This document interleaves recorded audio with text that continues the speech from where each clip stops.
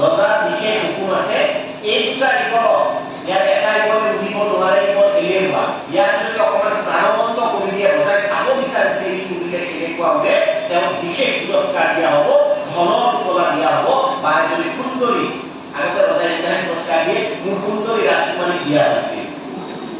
মই ভাবোঁ ৰাজকুমাৰীৰ প্ৰতি তেতিয়াও অন্যায় হৈছে, তেতিয়াও ৰাজকুমাৰীৰ পাৰ্মিশ্যন লোৱা হোৱা নাছিল যে ল'ৰাটো তোমাৰ পচন্দ হৈছে নে নাই, হয়নে? চোৱা যুগে যুগে তোমালোকে অকণমান মানে অন্যায় হৈছে।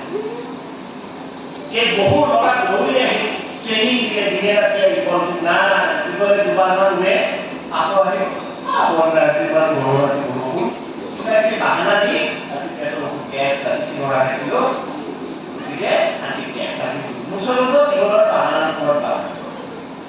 ৰজাই চিন্তা কৰিলে, এদিন এগৰাকী মন্ত্ৰী ৰজাৰ ওচৰলৈ দৌৰি আহিলে আৰু ৰজাক ক'লে, মহাৰাজ আপোনাৰ লগত ভাল খবৰ। বোলে কি হ'ল?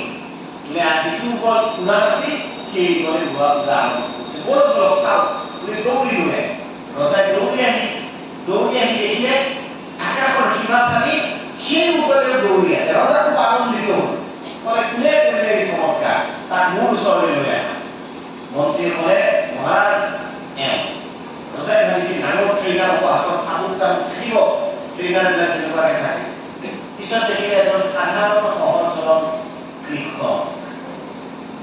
ৰজা আচৰিত হ'ল, বোলে আপুনি সাধাৰণ কৃষক, আপুনি ইমান ধুনীয়াকৈ এই ইগলটোক কেনেকৈ উৰিবলৈ প্ৰেৰণা যোগালে বা কেনেকৈ ট্ৰেইনিং দিলে, আপুনি আমাক বিস্তৃতভাৱে জনাওক ৰাজসভা, আমাৰ মূৰ্খ মন্ত্ৰীসকলে শুনিব।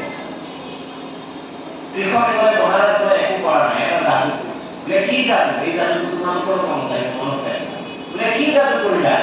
বোলে মহাৰাজ ই যিটো গছত ডালত বহি আছে গোটেইকেইটা ডাল কাটি দিছো, তাৰ উপায় আছে সেইবাবে ই আকাশত উৰিছে।